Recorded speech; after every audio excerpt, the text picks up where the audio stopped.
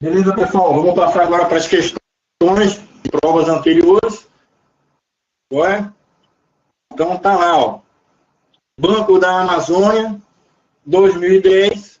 Vamos ver aqui, ó. O tempo total para acessar uma informação em um disco rígido, tá? Ele coloca lá, somatório dos tempos de busca e de latência. É muito maior do que o tempo necessário para acessar uma informação na memória principal. Olha só, o tempo de acessar uma informação no disco rígido, tá? Que vai ser o somatório do tempo de busca, né? Que é o SIC, e da latência, da rotação do nosso disco, será muito maior do que o tempo necessário para acessar uma informação na memória principal. Pessoal, esse tema aí a gente já falou, já bateu. A gente colocar como parâmetro essa informação de que a memória principal vai ser mais rápida do que o acesso ao disco, ela não é verdadeira. Porque existem diversos parâmetros a serem avaliados que o quesito não passou.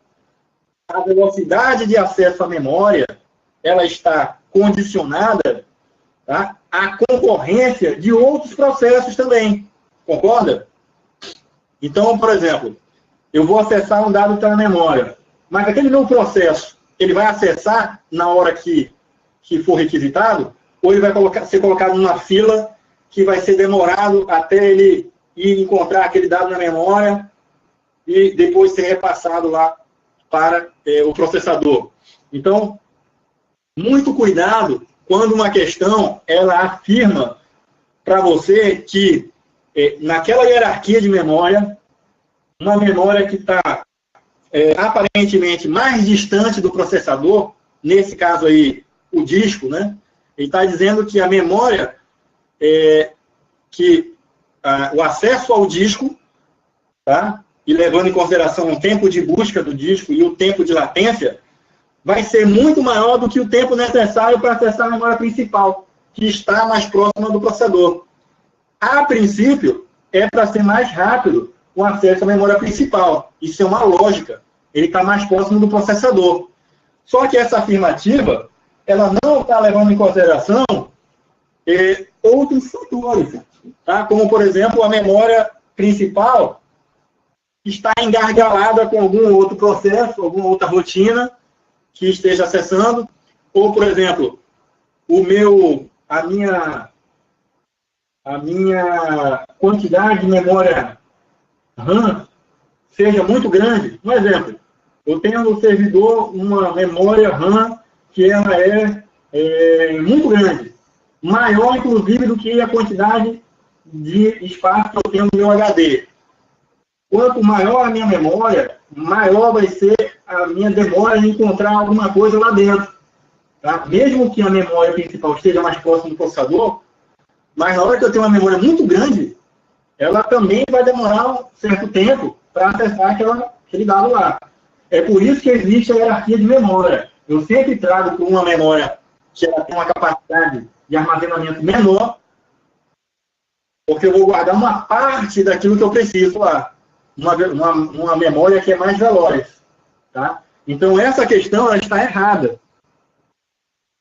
Eu não posso fazer essa inferência sem levar em consideração outros fatores. Tá?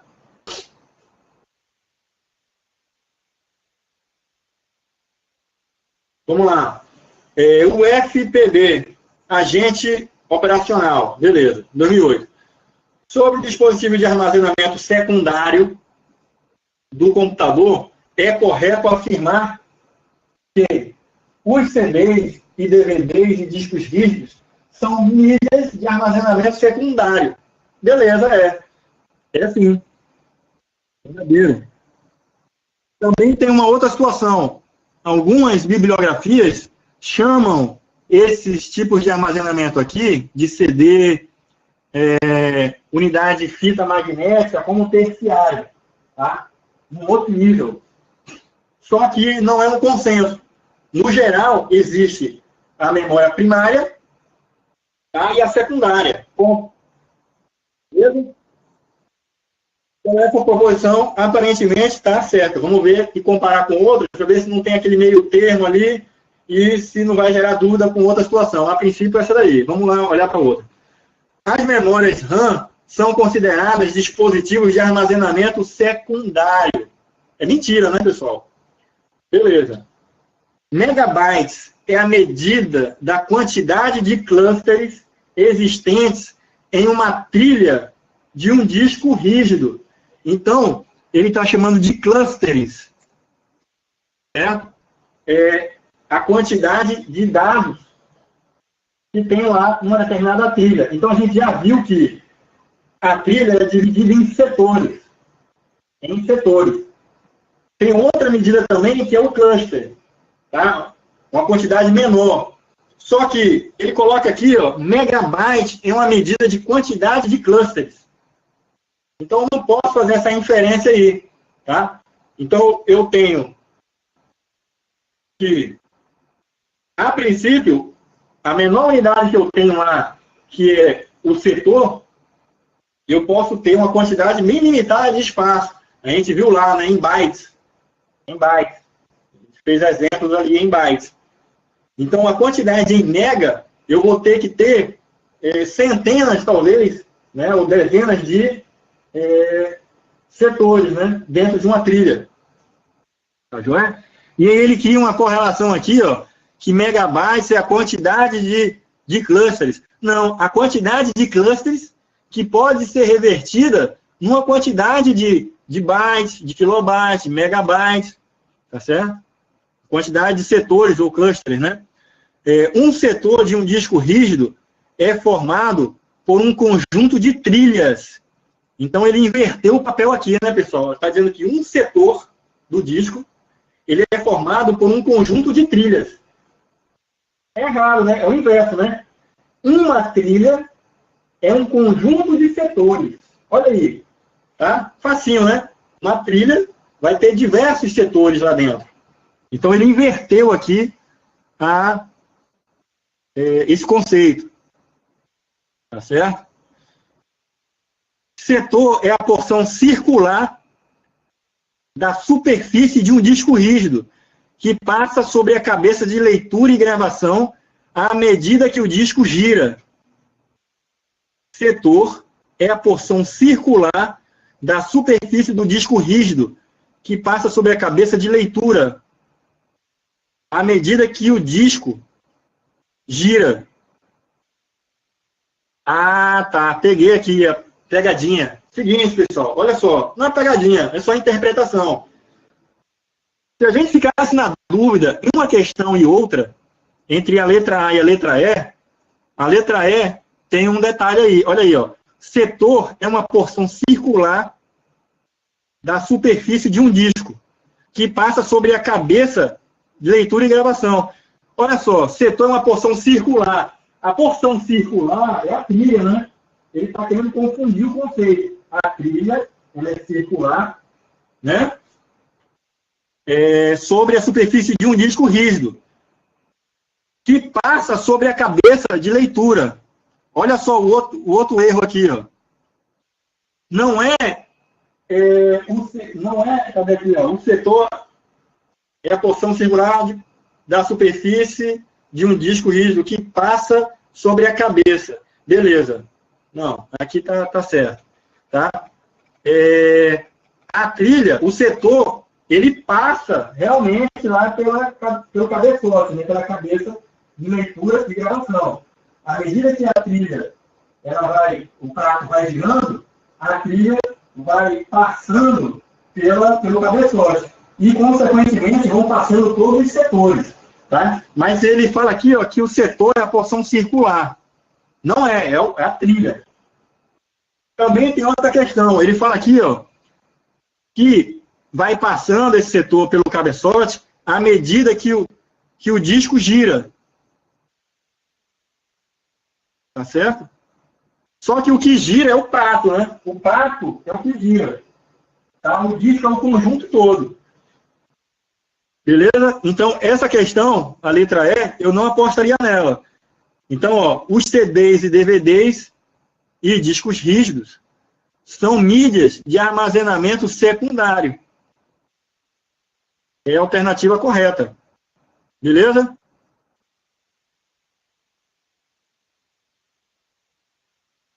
Então, ele quis confundir a gente aqui com relação ao setor, que é uma porção circular, e também em relação ao disco que gira. Então, o que gira é o prato, né? Lembra que na questão, nos enunciados, ele está gerando para a gente, tá certo?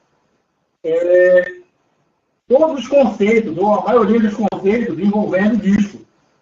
Pode ser, Débora, que gere essa confusão. A letra A e a letra E tendo possibilidade de estar certa. Sendo que a letra E, tá certo? Ele fala lá, a gente está falando dos conceitos de trilha, de setores, blocos, não é isso? Memória secundária, são esses conceitos. Então, quando a gente fala de setor é uma parte da trilha, é a divisão da trilha. Eu tenho uma trilha num formato circular. Agora, a trilha é um formato circular. Dentro da trilha existem diversos setores. E quando ele fala aí, ó, que o setor é uma porção circular da superfície do disco, não é verdade. Porque na superfície do disco, o que é circular é a trilha. Beleza? O setor é um bloco, uma parte da trilha. Aí, ele fala lá também o seguinte, que à medida que o disco gira, tá, o cabeçote lê. Tá? O setor, ele lê o setor. Mas o que gira não é o disco. Se ele tivesse referido aos pratos do disco, tudo bem.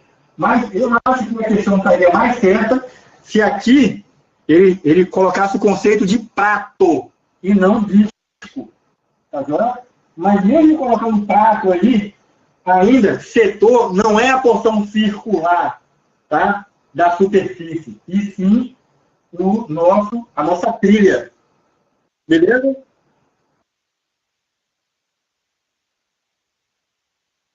É isso mesmo, a certeza é a letra A. A gente sempre vai avaliando, se tiver uma dúvida, a gente tem que avaliar e tentar encontrar algum defeito em alguma questão. Até naquela situação onde você não sabe, está em dúvida em duas questões, você vai na diferença ali de tentar ver uma que você não foi com a cara, né? Vamos dizer assim. Tá? Que você acha ali que pode ter alguma pegadinha, alguma coisa errada, com uma palavra lá sempre, toda vez, né? Certo que tem alguns conectores que indicam que pode ser que esteja errada aquela alternativa. Então, você começa a buscar isso daí. Tá? Nesse caso aqui, a letra E já colocou um conceito errado de setor. Né? Então, vamos passar aqui para outra.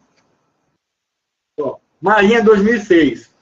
Em relação ao arranjo redundante, tá? O RAID, o tipo que se caracteriza por possuir redundância, certo? Então, redundância. Então, a gente, se está dando redundância, eu já tiro o zero, né? Tiro o zero. Pum, pum. O zero é só performance. Então, possui redundância, tá? Trabalha com faixas que contêm dados dos setores dos discos. E em caso de falha de um drive, olha só, pessoal, caso de falha de um drive, ele está se referindo ao drive, um disco, né? Ó, ele fala com dados dos setores do disco. E em caso de falha de um disco, ou de um drive, né? Ele está falando do drive de disco, de HD, o drive de backup entra em operação imediatamente. Ou seja, o disco de backup entra em operação. Então, esse daí qual que é, pessoal? Tá facinho, né? Então, eu tenho redundância, trabalha com faixas que contém setores, tá? Que vai ter redundância, e caso um desses discos torne a falhar, o outro disco ele entra em operação imediatamente. E aí? Esse aí é o RAID 1, né? É o espelhamento. Tá certo? Por que não é o 2, não é o 4, não é o 5, não é o 3? Pessoal, ele está dizendo que caso um falhe, ele não está dizendo que vai recuperar a originalidade. Lembra que o RAID 1, ele trabalha com cópia. A redundância dele é a cópia dos dados no outro disco. Tá? Não trabalha com paridade, e sim duplicação dos dados no outro disco. E nesse enunciado, ele está dizendo que caso um falhe, né, tenha erro, o outro dado, o outro disco, entre em operação. Caso sejam os outros métodos, eu tenho um tempo de recuperação. Então, se um disco falha nos outros métodos, eu tenho que fazer a leitura da paridade e tentar reconstruir aquele dado perdido. Tá? Nos outros, vai ter essa técnica empregada de paridade. Beleza? Então, tem que ficar bem claro para vocês esses 3 conceitos, né? 3 conceitos, esse não. Um é o distrito, né? Que é uma tia dos discos contendo dado de forma não redundante, é o RAID 0. Ele só se preocupa com a performance. Todos os discos vão ter acesso paralelo. Então, se eu coloco partes dos meus dados nesses discos, distribuindo entre eles, o acesso vai ser muito rápido. Eu tenho o RAID 1, que tem redundância, só que a redundância é no nível de não cópia de paridade, e sim dos dados efetivamente. Então, eu tenho um outro disco, uma cópia exata. Caso um disco falhe, tá? Eu entro em operação com outro disco. E os demais RAIDs, do 2 até o infinito, eu vou ter a paridade como elemento principal. Porque a paridade, quando um bloco é copiado para o disco, ele gera um código, tá? Um checksum ou outro método de verificação de erro, que no futuro, caso aquele bloco venha apresentar alguma falha, tá? Ou o disco como um todo, ele vai ler a paridade, tá? E vai reconstruir aquele dado. Porque em todos os discos que eu tiver aquela paridade, eu vou poder usar algum cálculo ali para reconstruir os bits que foram perdidos. Tá? Aquela sequência lá. Beleza? No RAID 3, a gente tem um disco só para guardar paridades, só que são desperdícios de espaço, porque eu vou ter um disco só para isso. E no RAID 5, a gente tem que essa paridade é distribuída em todos os discos. E o RAID 5 tem aquela questão lá da nossa, do strip, né? Eu tenho a alta performance também, não só grande.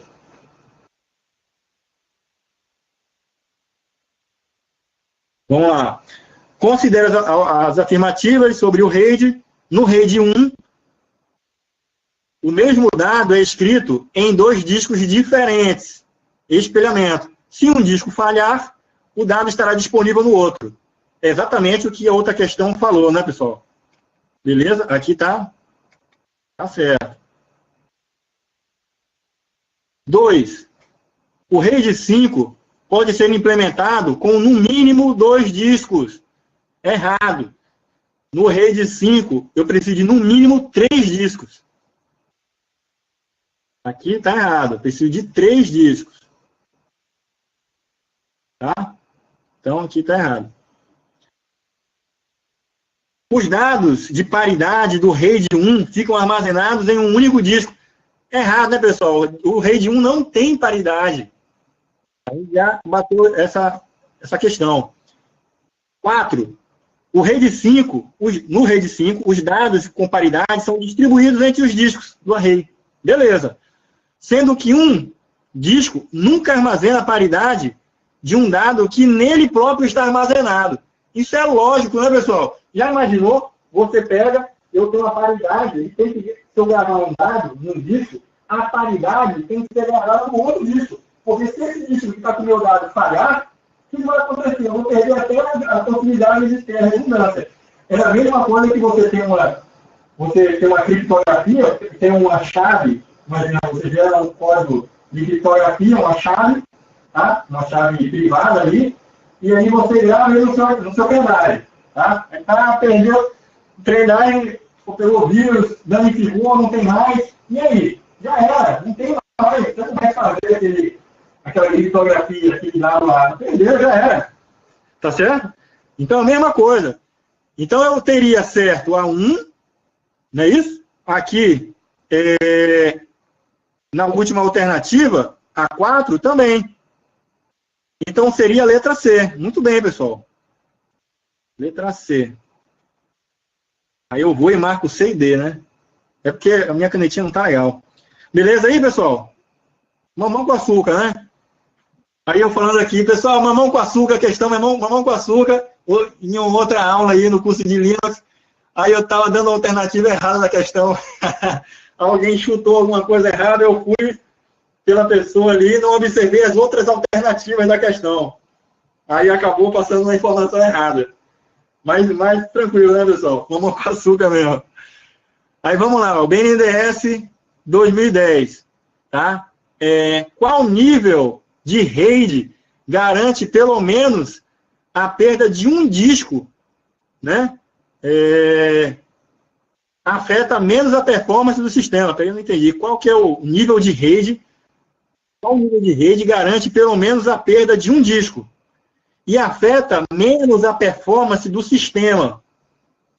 Tá certo? Então, vamos lá, ó. Eu tenho que ter performance, tá certo? E se eu perder um disco, tá certo? Ele ainda me garante, tá, a performance, que vai afetar menos a performance. O 0 não é, né? Ok? Porque se ele me perder algum dos discos, eu não tenho redundância, eu tenho a perda, né? Do sistema como um todo. Não tenho garantia. O 1 também não é. Tá certo? Porque se eu perder um, vai afetar menos a performance. Eu tenho que ter performance. Os dois que têm performance é o 0 e o 5. Não é isso? Então, eu teria somente a alternativa 5D, né? Como alternativa mesmo. Beleza? Vamos prosseguir. Sobre o RAID, analisa as assertivas e assinale a alternativa que aponta as corretas. Tá? A 1. RAID é uma família de técnicas que utiliza vários discos, denominados arranjos de discos. Beleza. Organizados para proporcionar alto desempenho e confiabilidade. Pessoal, a proposição 1 está correta, né? A gente bateu nesse conceito aí. 2. A taxa de transferência mais alta proporcionada por um RAID tem um preço. À medida que aumenta o número desses arranjos, também aumenta a probabilidade de falha de disco. Então, olha lá, a taxa de transferência mais alta proporcionada por um RAID tem um custo. À medida que aumenta o número dos discos, então eu posso ter 10 discos, certo? No meu sistema, aumenta também a probabilidade de ter pontos de falha, né? Porque se eu tenho 3 discos, beleza, se um falhar, eu tenho uma reparação. Agora, imagina uma storage que eu tenho lá 40 discos.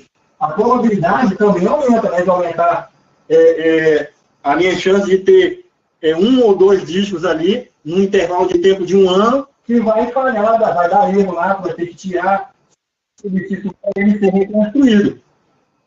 Não é isso? Vamos ver aqui, ó. Certo? Controladores RAID simplificam a implementação de RAID, habilitando o sistema operacional a simplesmente passar requisições de leitura e escrita para o controlador RAID. Então, o controlador RAID simplifica a implementação de RAID, habilitando o sistema operacional a simplesmente passar as requisições de leitura escrita para o RAID. Então, pessoal, tá certa também. Olha só, lembra, aqui está correto, né? Então, lembra daquele nosso conceito da aula anterior, do controle, do modo de controle, né? Então, eu posso ter também um servidor, tá? Onde eu entro lá no meu setup do meu controlador de RAID, e eu construo o meu RAID ali, tá? Não é um sistema operacional, não é nenhum outro mecanismo que não o controlador fazendo uso ali das suas chamadas, né? De operação daquele hardware. No caso, ele está intermediando o contato com o dispositivo final, que é os HDs lá no RAID.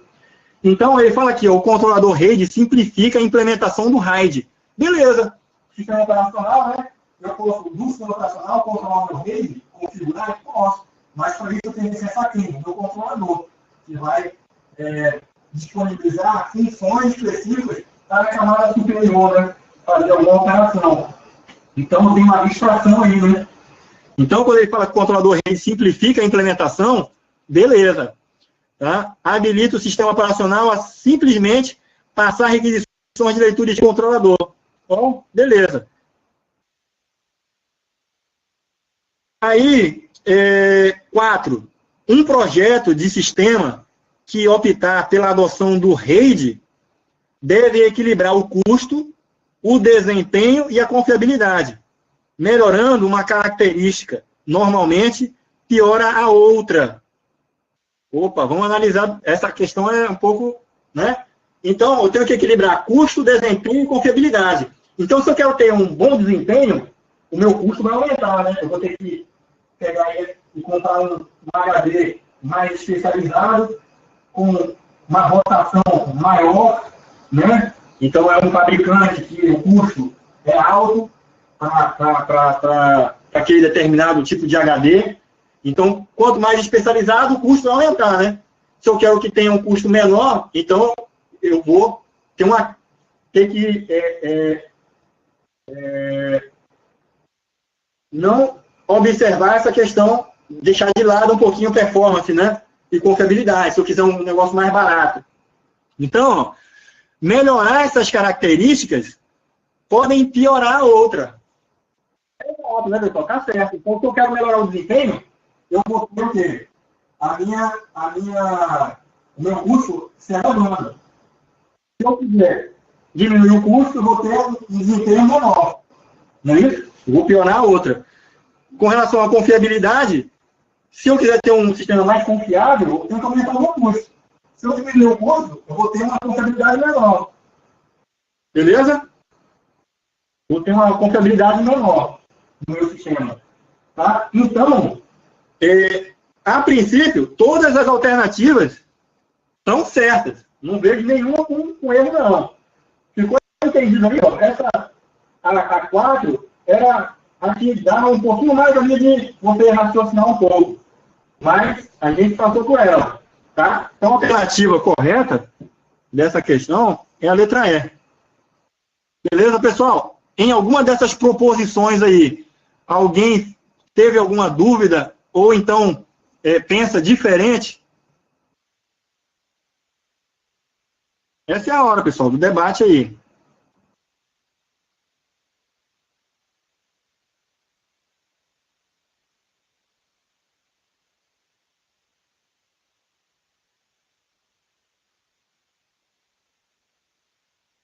Beleza, então, Débora. Vou falar sobre a assertiva 2, tá?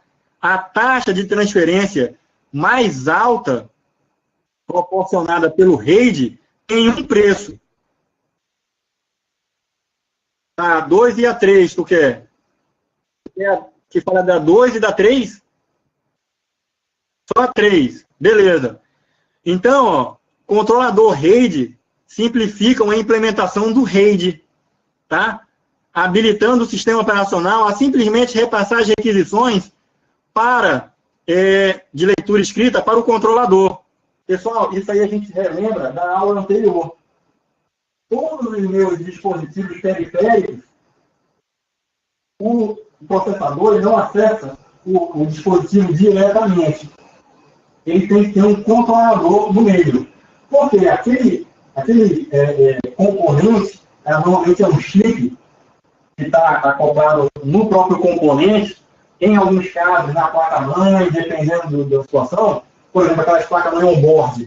A placa on-board, ele tem um chip lá da placa de som, um chip da placa de rede, da placa de vídeo. Esse aí é o controlador daquele componente. O que é que tem aqui dentro? Ele tem a programação, tá? A inteligência para poder acessar aquele dispositivo. E ele é o meio caminho, tá? Ele está entre o processamento, o processador e o dispositivo. Porque o processador vai mandar as instruções.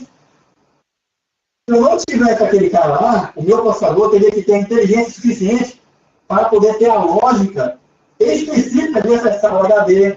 Então, a complexidade de acessar aquele dispositivo teria que estar no nível bem lá em cima. E eu não teria abstração nenhuma. Então, à medida que os sistemas foram ficando mais complexos, aliás, os componentes foram ficando mais complexos, para você não passar essa complexidade para o sistema, para a programação do sistema, ela é embutida no próprio equipamento. Então, o código que tem lá dentro do controlador, do meu módulo de entrada e saída, que é o controller, ele vai ter lá as instruções básicas de acesso. Então, ele sabe, o desenvolvedor que fez lá aquele componente, aquele fabricante do componente, digamos, placa de som. Então, ele tem lá os circuitos dele, ele tem a lógica dele de acesso àquele componente de placa de som, e ele vai ter o circuito dele lá, a combinação lá das portas lógicas, e a programação mínima dele lá no nosso controlador, nosso módulo de entrada e saída. De forma que o sistema operacional ele vai ter que fazer uso ou passar comandos para esse cara, esse controlador. E esse controlador, ele vai ter internamente coisa que o sistema operacional não vai precisar saber, quais são as instruções e como é a forma com que ele acessa o dispositivo dele. Então, ele deixa transparente para a camada superior, para o sistema operacional. Isso aí é transparente. O sistema operacional não vai precisar se preocupar com qual é a forma que ele vai acessar, quando ele vai acessar. Tá? Então, o sistema operacional requisitou, o kernel requisitou aquele acesso. Ele vai requisitar o controlador. Nesse caso da questão, então, o processo solicita ao controlador de rede, e o controlador de rede vai poder fazer essa simplificação da implementação do rede.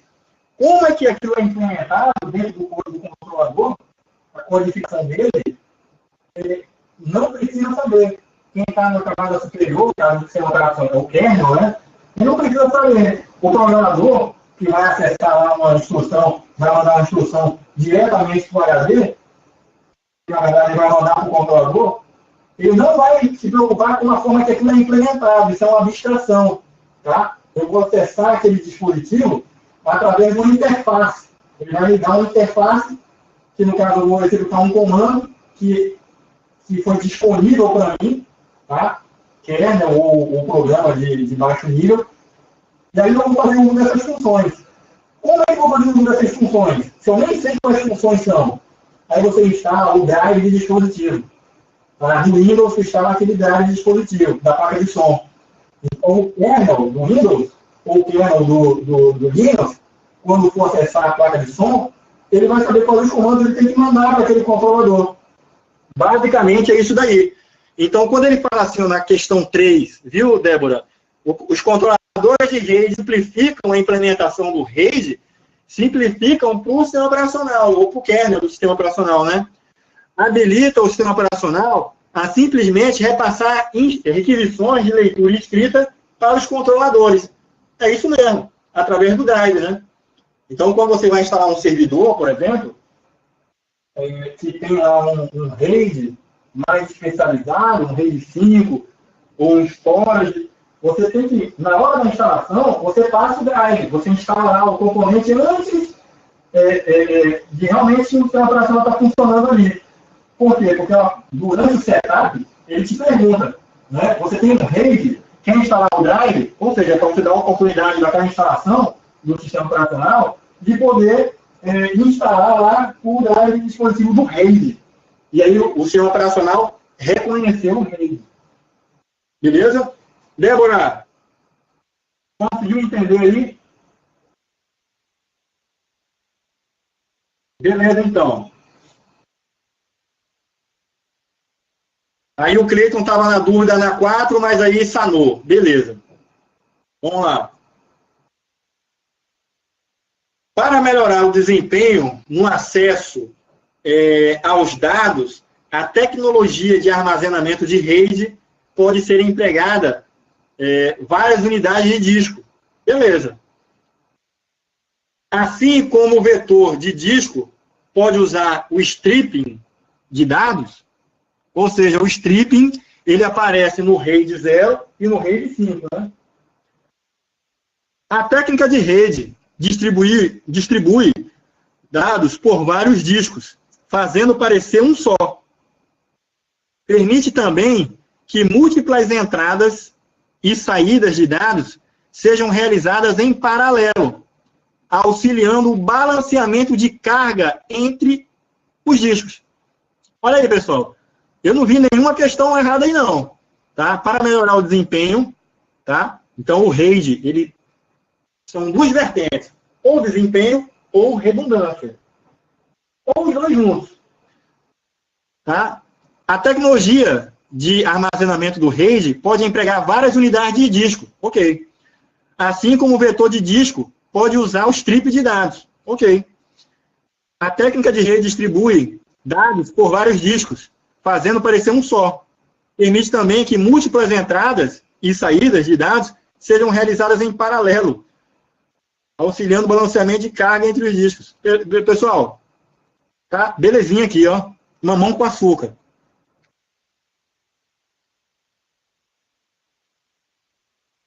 Pois é, Cleiton. A questão está bem direta ali, não tem muito não o que pensar, não. Tá certo. Olha aí, ó, o arranjo de disco do tipo RAID 10, aí, pessoal, a gente vai falar uma coisa que eu estava deixando para falar só quando a gente chegasse num exemplo desse. A gente tem o RAID 0, o RAID 1, o 3 e o 5, que são os comuns.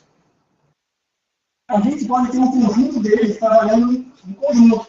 Tá? Então, nesse caso de RAID 10, o que é que eu tenho? Eu tenho o RAID 1 e também tenho o RAID 0 funcionando no meu sistema. Então, eu tenho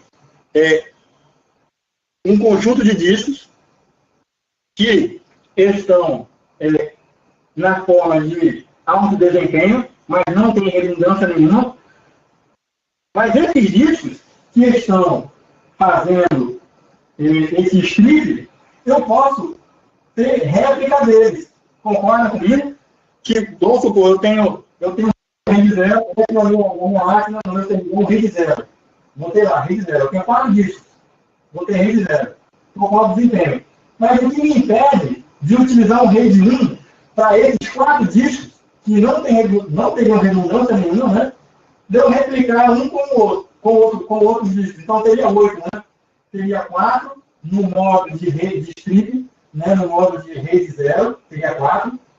E eu teria outros 4 para cada um desses meus discos do meu strip, eu fazer uma replicação. Eu poderia ter isso daí. Tá? Então, ó, ele fala lá, o arranjo de disco, rede 0, tem o objetivo de agregar maior velocidade na gravação e promover redundância, caso algum disco seja danificado. Beleza? Então, está correta. Tá? Eu também posso ter um conjunto de, por exemplo, o RAID, não faz sentido ter o RAID 0 e o 5. O RAID 0, ele é o RAID 0 melhorado, que tem redundância. Tá?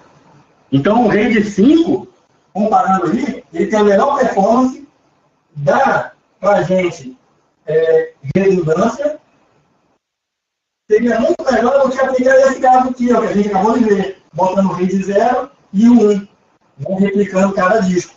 Por quê? Porque eu teria que usar muito mais discos. Olha só o que eu teria que fazer. Se eu tivesse 4 discos no RAID 0, eu teria que ter outros 4 discos para replicar cada um.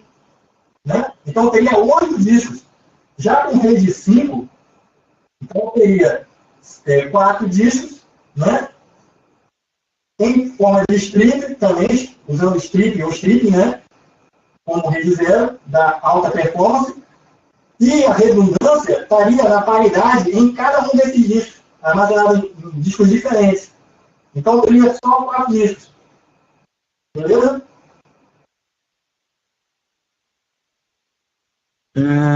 É isso aí, pessoal.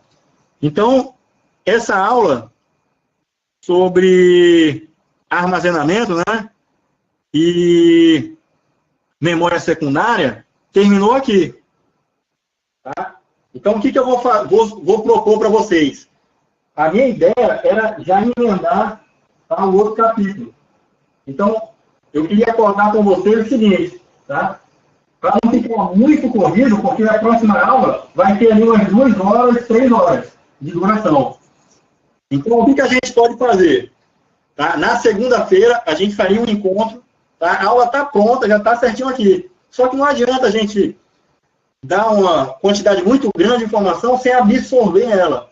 Então, vamos absorver, tá? A aula da manhã, a aula da tarde, busquem outras fontes, tá? Façam aí algum estudo, olhem lá a apostila, esse material que a gente fez, revisando, tá? Fazendo inferências mentais ali. E na segunda-feira, sem falta, a gente, de 7 horas da noite às 7h30, a gente marca e faz a próxima aula. Tá beleza? Pode ser assim? Porque a gente não vê uma quantidade muito grande de informação. O ideal seria, tá, que eu pudesse dar, porque a gente já teria a oportunidade de ver na outra semana. A minha ideia é, durante a semana próxima, a gente entrar com algum conteúdo para tentar ir reduzindo essa quantidade de assuntos. Mas aí pode ficar muito corrido e aí atrapalhar o desempenho da gente. Então, na segunda-feira, a gente tem um novo encontro, tá? De 7h30 da noite, segunda-feira, e eu vou fazer o possível para, na quarta-feira da semana que vem também, a gente já ver outro assunto. Tá? Já ver outro assunto, porque a aula já está pronta. Tá? A gente só precisa amadurecer e ir vendo aí os assuntos. Tá bem? 7h30 às 19h30, segunda-feira. Combinado, pessoal? Beleza, então. Pessoal, fiquem com Deus. Valeu a presença de vocês aí na nossa aula aí. E continuem firmes aí no papiro para a gente conseguir vencer essa batalha aí. Beleza? Bom final de semana, bons estudos aí para vocês. Tá? Força abraço.